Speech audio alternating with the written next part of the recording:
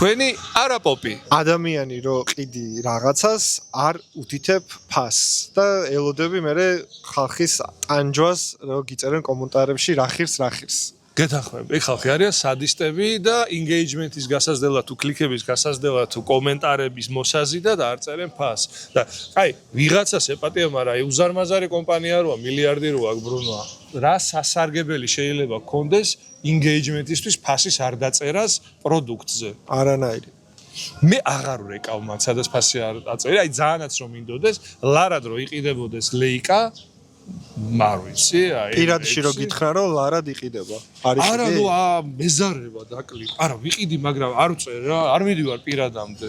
ვაგინოთ კომენტარებში ფასის არ დაწერის გამო და მე მიეჩვევიან. მე მყავდა ნაცნობი ვაგინა იყო გვარა ცოტაშორის. ამ გინებასთან კავშირში არ იყო, არც იმასთან. არავით არის პირადში მომწერე.